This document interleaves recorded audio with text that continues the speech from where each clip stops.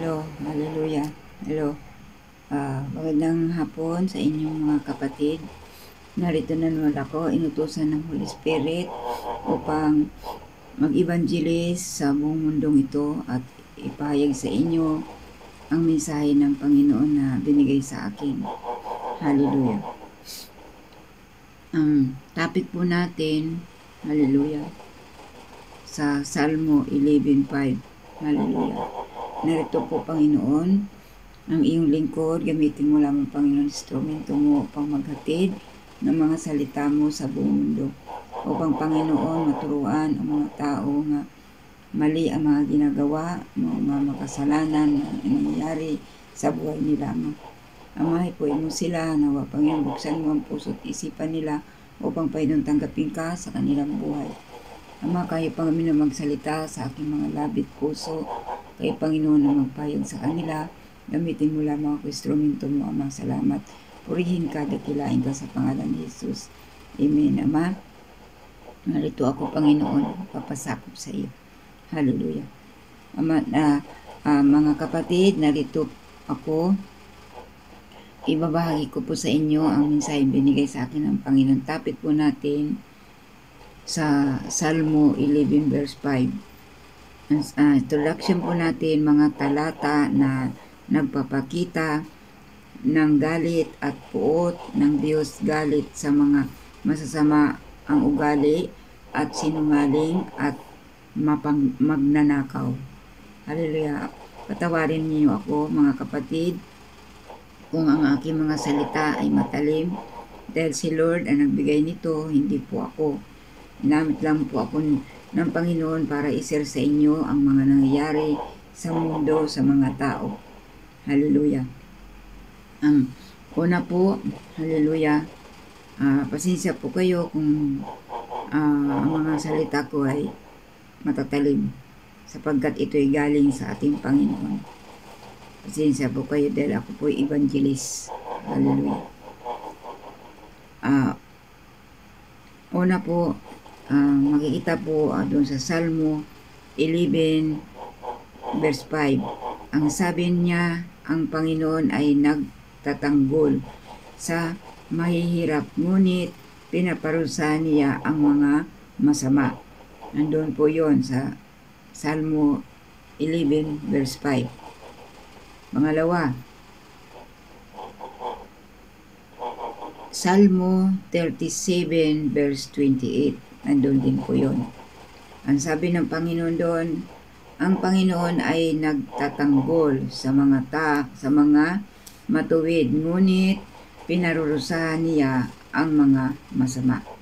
Makikita po yun doon sa Salmo 37 verse 28. Pangatlo, Isaiah 13 verse 11. Sabi ni Yahweh, aking parurusahan ang mundo dahil sa kanilang kasamaan at ang masasama dahil sa kanilang pagkakasala. Makita po din yun doon sa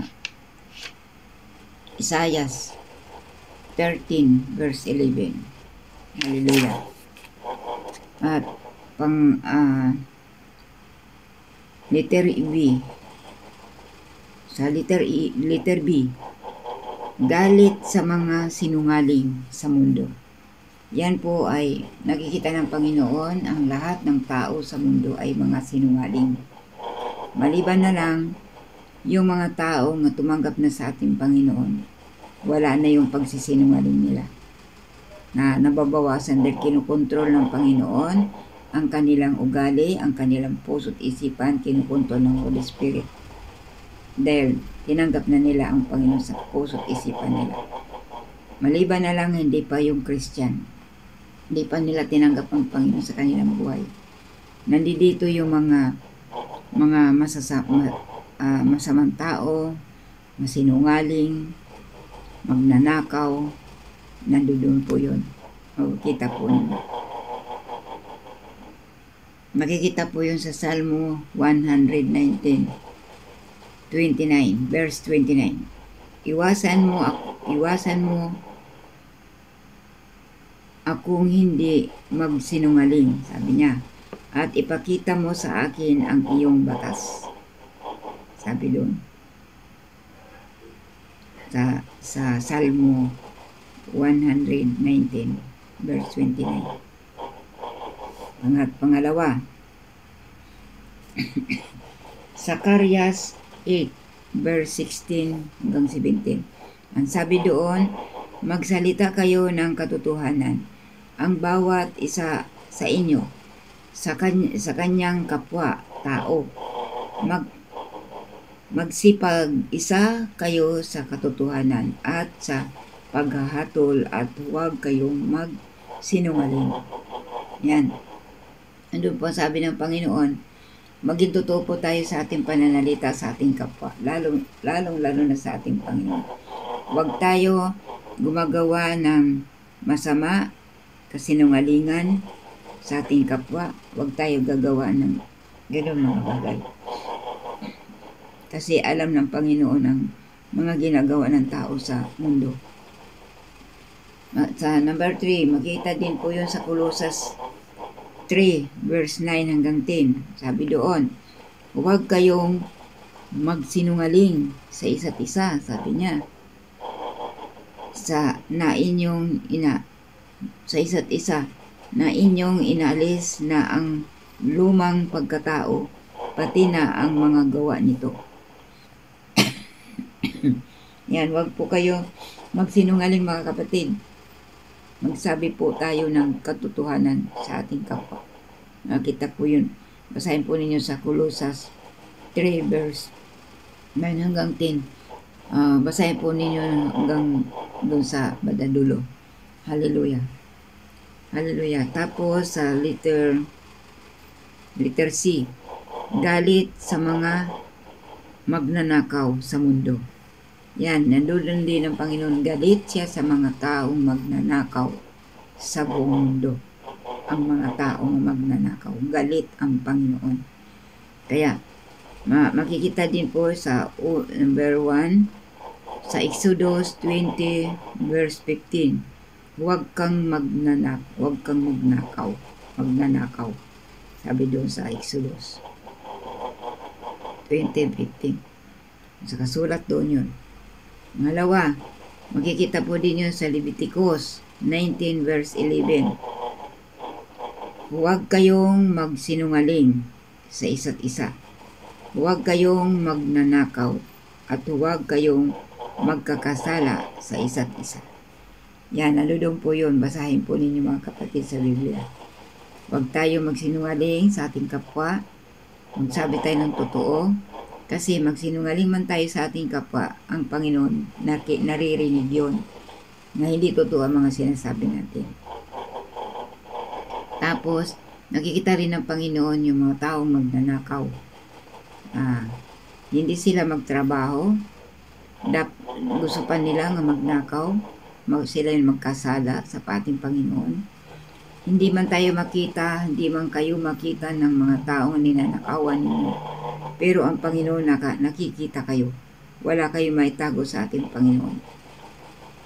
Para kayo hindi magkasala, tanggapin na ninyo mga kapatid ang ating Panginoon. Para i-control na kayo ng Holy Spirit, hindi na kayo gagawa ng masama sa inyong kapwa.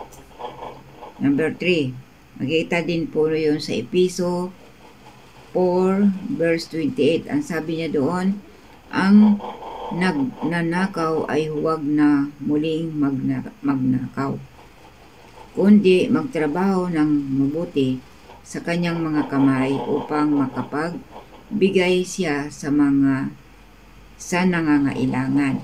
Yan. Mga tao daw, magtrabaho, huwag magnakaw, magsipag, sapagkat bibigyan naman siya ng Panginoon ng trabaho malabis para pag ang tao magtrabaho, siya din ay makatulong sa mga nangailangan.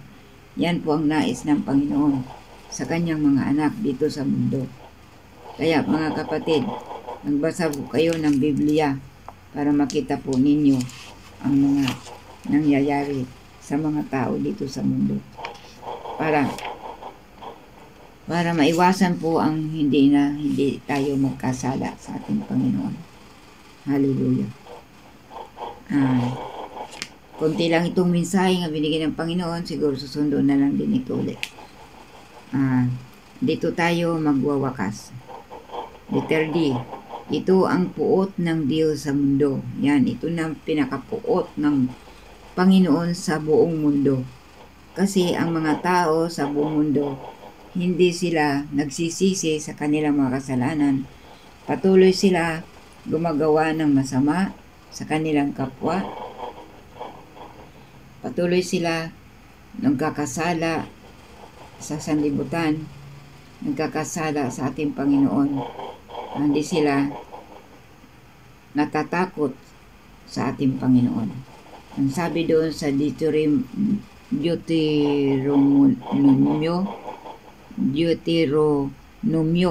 sabi doon, sa 32 verse 21, sabi doon, ako'y magpapakita ng puot ko sa kanila at paparusahan ko sila dahil sa kanilang mga kasamaan. Yan. Makikita po yun doon sa Biblia. Ang puot ng Panginoon darating sa mundo at paparusahan niya ang mga makasalanan. Kaya mga kapatid, pag nakarating sa inyo itong mensahe ng Panginoon, mag-isip-isip na kayo kasi ang puot ng Panginoon, hindi ito mawawala dahil nakikita ng Panginoon ang mga ginagawa ng mga tao dito sa mundo. Nagkakasala kung ano ang mga nangyayari sa buhay nila. Huwag natin hayaan na madasnan natin ang puot ng Panginoon. Pagsikapan natin nga sa unang rapture ay makasama tayo ng ating Panginoon. Hallelujah. Number 2, makikita din po yun sa Salmo 7 verse 11. Ang sabi doon ng Panginoon, ang Diyos ay isang hukom na nagpapakita ng puot ko sa araw-araw. Yan. Ang Diyos ay isang hukom. Nakikita niya ang mga tao na nagkakasala, binibigyan niya ng puot sa araw-araw. Galit niya. Tapos minsan ang mga tao ay nakita ng Panginoon gumagawa ng kasalanan. Nandoon na yung mga pagsubok sa buhay, matindi, halos hindi na makayanan. Away dito, away doon, murahan dito. Tapos nagkakahiwalay mag-asawa dahil sa mga ginagawa ng asawa, hindi maganda. Hallelujah. At hindi kinalulugdan ng Panginoon ang mga nagnanakaw. Hallelujah. Kinalulugdan ng Panginoon ang mga taong nagsusumikap, nagtatrabaho, naghahanap buhay para sa kanilang pamilya. Yan po ay kinalulugdan ng ating Panginoon. Pangatlo, sabi niya dito, makikita yun doon sa Biblia sa Apokalipsis 21 verse 8. Sabi doon ng Panginoon, ngunit ang mga duwag, ang mga walang pananampalataya, ang mga marumi, ang mga mamamatay tao, ang mga nanggagaway, ang mga sinungaling, at ang mga iba pang masasama ay ihahagis sa lawa ng apoy at asupre. Yan, nandun po yung tatlong bagay. Masamang ugali, sinungaling, magnanakaw, hindi po yan kinalulugdan ng ating Panginoon. Pag ang tao sa buong mundo, hindi sila magbago, hindi nila pagsisihan ang mga nagawa nilang kasalanan sa ating Panginoon, madadala sila sa apoy ng asupre. Mayahagis sila ng Panginoon dun sa apoy ng asupre. Hallelujah. Diba masakit yun?